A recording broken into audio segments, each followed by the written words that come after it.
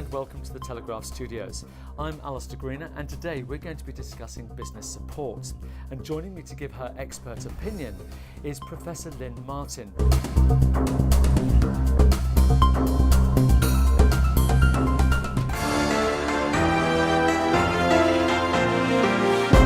Thank you for joining us. Oh, it's a pleasure. So first of all, what can you tell us about growing businesses in terms of the ones that strive and survive and the ones that disappear? Well, we know they're very important, but we also know we need more of them, and that sometimes particular sorts of things can make a difference to those firms, to take them from firms that are just at a lifestyle pace to actually growing and developing and creating jobs and creating value and changing the communities they live in. So what is it about some businesses that they do manage to grow? I mean, what do they have on their side? Is it knowledge? Is it resources? What is it that they have? All of those things are important, knowledge, resources and opportunity, but you need some other things that go with that. One is for the owner-manager to have a real focus on the business, maybe an aim or a vision, so they want to actually go somewhere with it. Also having a focus on making that happen, on operationalising their aim, so that they can then bring in that knowledge and resource to make things work. So you talk about there about focusing on the business and about the owner himself. Can you maybe be a little bit more specific? What do you actually mean by that? Can you illustrate it?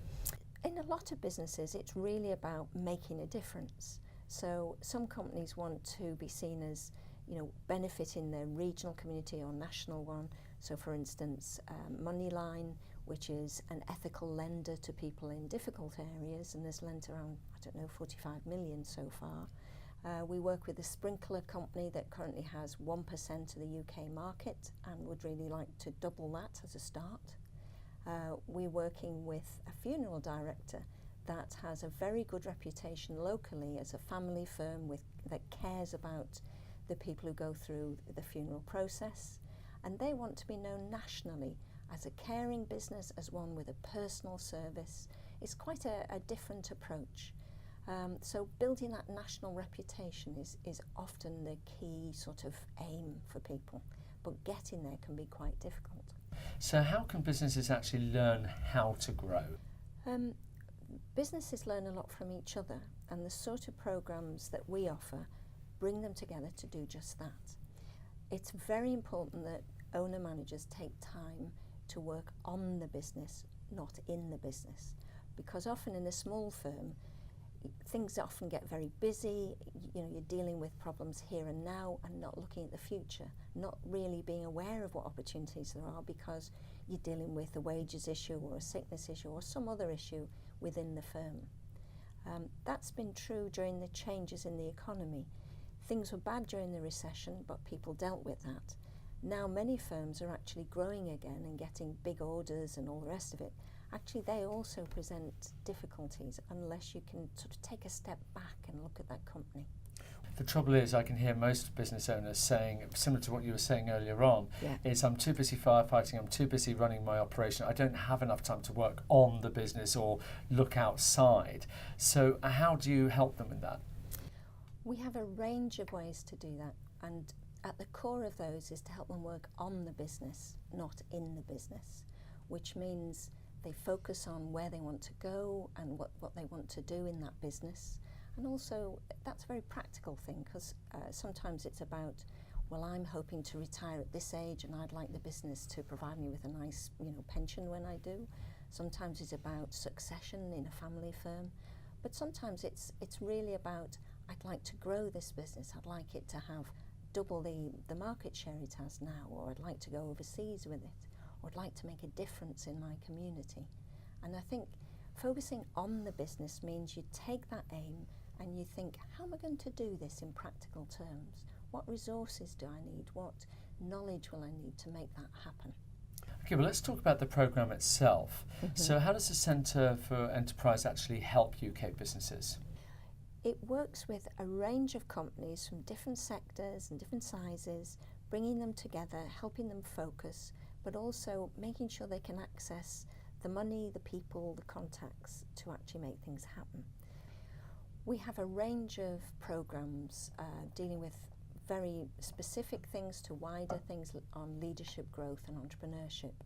Our flagship programme is the 10,000 Small Business Programme funded by the Goldman Sachs Foundation, which is a terrific programme because it makes such a difference to the firms taking part.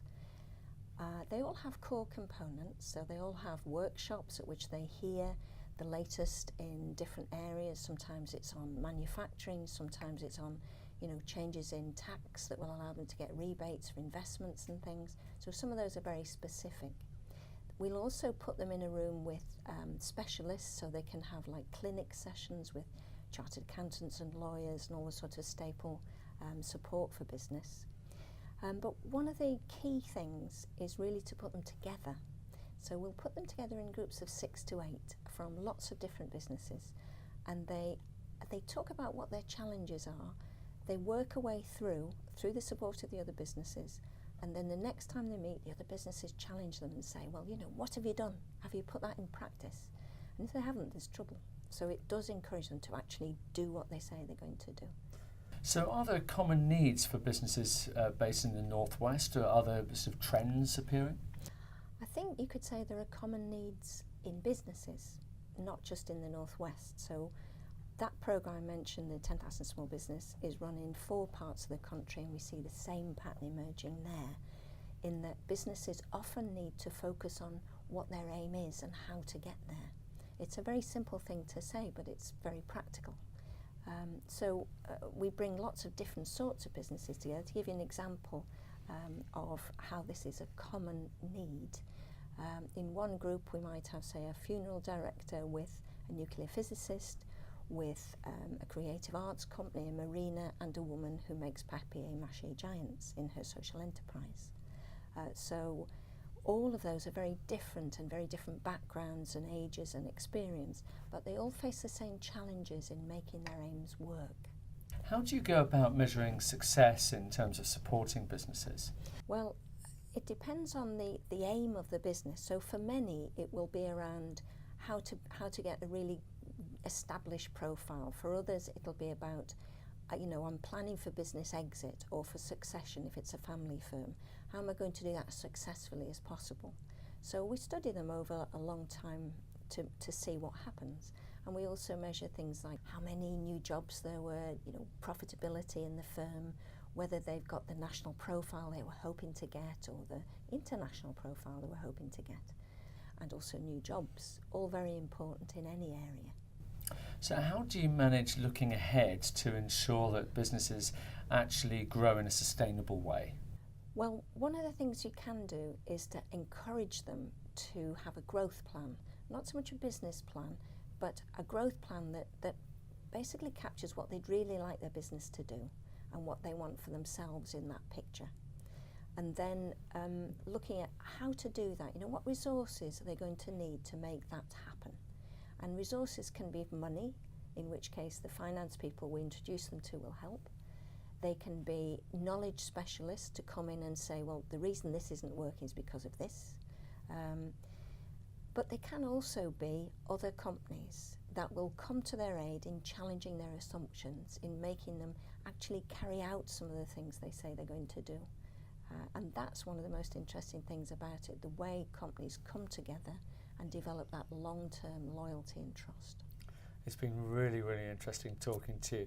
Professor Lynn Martin, thank you very much. Thank you.